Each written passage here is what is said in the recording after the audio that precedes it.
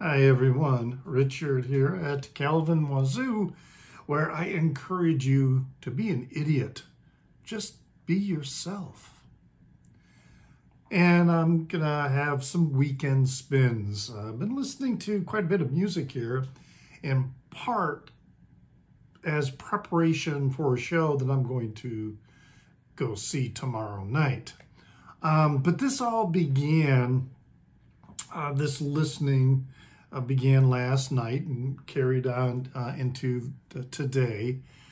When I read this comment that somebody had left on a previous video of mine, comment regarding this box set, Coil, Moon's Milk in 4 Phases. This is the limited box set that was released this year. And it got me thinking about it, and I was in the, how shall we say, the growing appropriate mood because of some edibles that I had consumed. And so I was thinking, yeah, it's been a while since I listened to this, and it's really a fantastic group of albums. So that's what started off the night. What I listened to was the Volume 1, which, let me pull it out, which has the first EP, Moon's Milk or Under an Unquiet Skull, parts 1 and 2, on side A, and then it goes into the other subsequent EP, which would be about summer. The first one, Moon's Milk Under an Unquiet Skull, is about spring. And then, side 1 finishes off with Bee Stings, and then there's Glowworms, Waveforms. Then there's the song Summer Substructures and a Warning for the Sun, or a Warning from the Sun for Fritz. It was really, really good. I was in the absolutely perfect mood for listening to it. It is a remarkable series. I think, in my opinion, it is probably the best. My favorite, not the best, but it's my favorite collection recordings of Coil, and I am a huge Coil fan. And so that started off the journey. After that one record, though, that one EP, it was like, that's a little much, okay? I need to move into something else. But along, you get in that mood and you want to listen to something else. And what came to mind is probably my favorite Underworld release, which I've talked about before in previous videos. And that is Dub No Bass with My Head Man. The original was released in 1993. My copy is a 2014 remaster, reissue. But yeah, fantastic 2 albums. I did listen to this from start to finish. It's like, I really was getting into the song, Skyscraper, I Love You. Just because I was sort of hearing, maybe for the first time, the notion of, the idea of people who are caught up in capitalism and making money, and, being in that skyscraper 30,000 feet above the earth, and you're looking down on everything. And it's like, oh, you feel powerful. I was really grooving into that whole notion of the song and the mocking irony of the tone. Anyway, yeah, Underworld, definitely definitely my favorite release of theirs. And they've got a lot of really excellent releases. So, I got this very good groove and attitude going on. And so where do you go from there, because, listening, in an evening, you get started, and for me anyway, toward the end of an album, I don't like thinking about it too soon, because, a later song and an album can really change your mood and the direction you want to go. And I was kind of settled on, a couple records, which way was I going to go? And I was still kind of ambivalent about it, but I thought, no, I'm going to go with this one. Another one I haven't listened to in a while. This compilation by Stereolab, Switched On. So this comp was first released in 1992, and my copy is a 2018 remastered reissue. And really the song on here that I wanted to listen to was Super Electric, but the whole record is just really, really good. But yeah, Super Electric, I remember seeing Stereolab and really listening to them for the first time when I went to this concert at the Riviera here in Chicago, and they played Super Electric, and that was like such a cool song. It was definitely one of my favorite songs of the night, and I really, really dig the recording of it on here, but there's a lot of other really good songs on here. And even with sometimes the variety, the song High Expectation and The Light Will Cease to Fail, those songs, yeah, man, there was something about them now, it's not coming to mind, but I just was remarking, in my mind, just how cool and melodic and intense the songs were. So, yeah, Stereolab was definitely a good route to go as my next listen. And I don't know, it seemed like a natural progression to move from that sort of dreamy, shoegazy kind of sound from Stereolab, but still keeping, the dance sensibility that I had picked up from the Underworld and from the Stereolab. So I went with this here as my next listen, Pet Shop Boys with Very. The original, again, was actually it was a CD released in 1993, which I had. Actually, it was kind of an extended mix. It was not an orange cover, but it was the texture, not the yellow cover. Mine was a textured orange CD jewel case. And there were other songs. I think it was combining an EP with the full album of Very. Can't remember really what it was, but I've always liked this album. I think it's probably, I'm not real familiar with the entire catalog of Pet Shop Boys, but I would say this is close to my favorite release of theirs. My copy is a 2018 remaster, as I think I said. And, but yeah, the songs are just one after the other. They're just all so good. Everything from the opening track of Can You Forgive Her, which has kind of a little bit of a mocking tone, when they're saying, so childish, so child, it's a little bit of a mocking tone. I don't really take it as a disparaging or dismissive tone, that you would think of revenge. But I just really, the songs got some depth to it, and a lot of their songs, Dreaming of the Queen, Yesterday When I Was Mad, but then I thought again.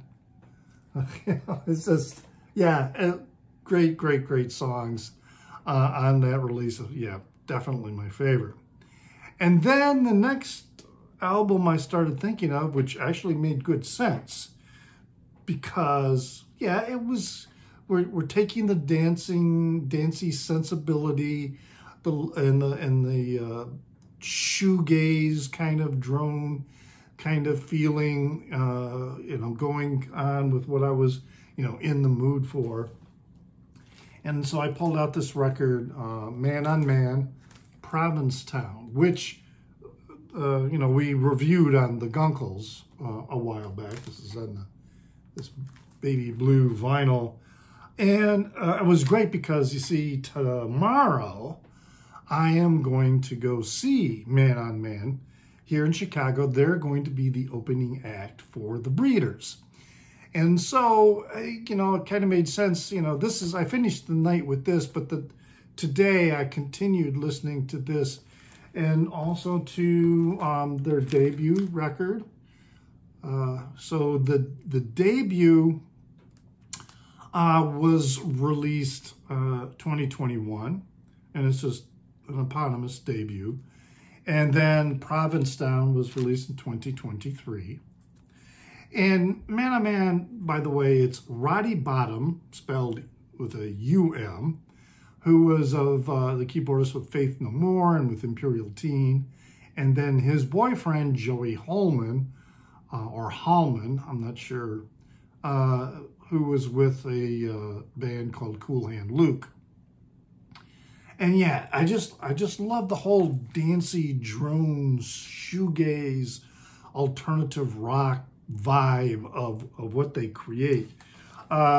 This one is the better of the two albums, both musically and lyrically. But their songwriting, the lyrics are very sex positive. So, for some people, it just might be a bit too much. Yeah, and I think the songs are here not quite as well written in terms of the lyrics, but the music is still really, really good, and the songs are still really, really good. So I don't want to say that this album sucks, when compared to this one. They're both really good. This one being the debut, perhaps because of it being the debut, is a little less polished than Provincetown, which was recorded and created, during the pandemic shutdown. So, but yeah, some great songs on here, particularly the one on Provincetown called Kids, because it's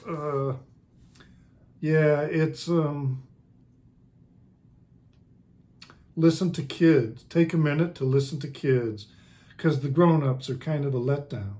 In a minute, you'll be happy you did. These guys are older, but at the same time, it's like they're sending the message to other gay men is, hey, don't be dismissive, listen to kids. We're turning into our generation is kind of turning into a letdown. So let's listen to kids, and hear what they have to say. But yeah, it's just overall, I really enjoy.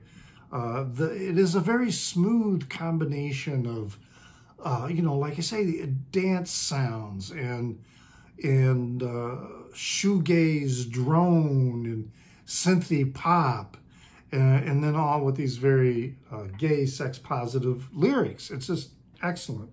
So that's going to be very cool seeing them at the Salt Shed here in Chicago. They are going to be opening for the Breeders. So I thought, wow, this is just going to be a really great show. At least I hope it will be. And so, yeah, to prepare myself for the show, I was listening then to my two albums that I own by the Breeders. First one being their debut, Pod, which now the OG was released in 1990. My copy is a 2018 reissue, and thankfully these reissues, were released because OGs are pretty pricey. Maybe not so much with Pod, but definitely they were getting pricey with their next album, Last Splash. Now their debut album is really solid. It's a solid, good record all the way through.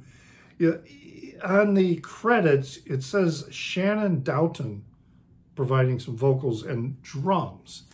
And the cool inside information is Shannon Dalton is Britt Walford of the band Slint, which had recently,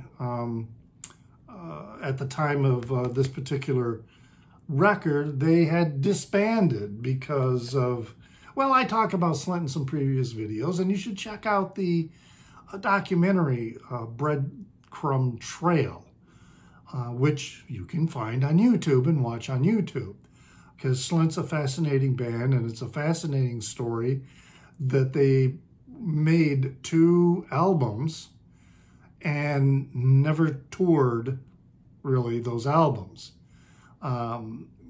They did do some touring prior to those albums being released, but when they created Spiderland, which was their masterpiece, you know, the band broke up because one of the members, that you would find out, seemed to have a perhaps a nervous breakdown after the recording of Spiderland. It's a great documentary. You should check it out. I don't want to go into more detail, because basically what I'm doing is I'm talking about, I was listening to the records of the Breeders to prepare for the show. But that's just an interesting little note that goes with their first release of Pod. In fact, the song on here, Hellbound, it has a bit of a Slint feel. And if you've listened to Slint, Britt Walford is really excellent and clever with drum fills. And you don't get many drum fills. He's on this record, and he's really focused on just timekeeping. The rhythms are, or excuse me, the drum fills are sparse, and they're really quick. They're not like major fills. But you get a little bit of that, I think, in the song Hellbound. And then their next album, Britt Walford only recorded with that one. But their next album was their big breakthrough with the big song Cannonball Last Splash. So that was released in 1993. This is also a 2018 reissue. Again, so thankful that it came out, because I was looking for a used copy of this one, of the original. There were not very many represses made, I don't think, which drove the price up, and it was kind of frustrating. So it was nice to be able to get this. And it's got a similar feel and sound, even though they've got a new drummer in here. And but yeah, it's still got that same kind of alternative rock, and for the most part, it's an all-girl band except for the drummer. And the other thing with going by the name of Shannon Dalton was kind of an effort, I think, to hide the fact that it wasn't an all-girl band. So the name Shannon being both a men's and woman's name. Although the way they spelled Shannon, I'm not sure if that's typically how it's spelled for the woman's name or for the man's name. They spelled it S-H-A-N-N-O-N. Yeah, anyway, it was an ambiguous sounding name, so you weren't quite sure, is it a guy or is it a girl, which I think was definitely intentional.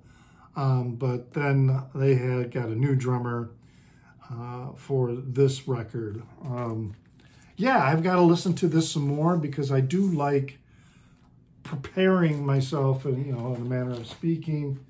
I don't often do it. There's a lot of times I will go to a show and I don't listen to the record. I sometimes intentionally don't listen to the records I have because I don't want to be disappointed by the live performance of something that I'm so used to hearing a studio performance, if that makes sense.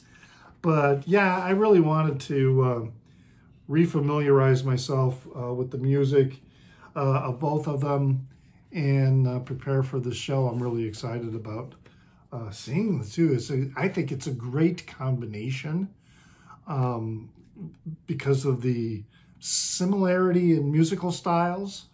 You know, I don't want to say they're, you know, sometimes when people say, you know, it's just, you know, kind of makes me think of this or that or whatever, you know, we're not saying it's the same thing. It's just, you know what I mean? It's just, there's similar styles, these two bands. And I think it's going to be a great combination for the show. I'm really looking forward to it. So yeah, that's what my weekend spins have been. Leave a comment in the Down Under. I do appreciate getting comments from you all. Really like that. Even if you're already subscribed, it helps if you give the video a thumbs up because it helps with distribution. And if you're not subscribed, you know, no harm in doing that either. You can also find me on Instagram, where I go by the handle of NewsDude76. That's NEWZDUDE76. And I have a Facebook page called Calvin Wazoo, where I not only post these videos, but other music-related content, articles, and videos that I find. And I hope that was good for you. And please remember to pray for the people inside your head, for they won't be there when you're dead.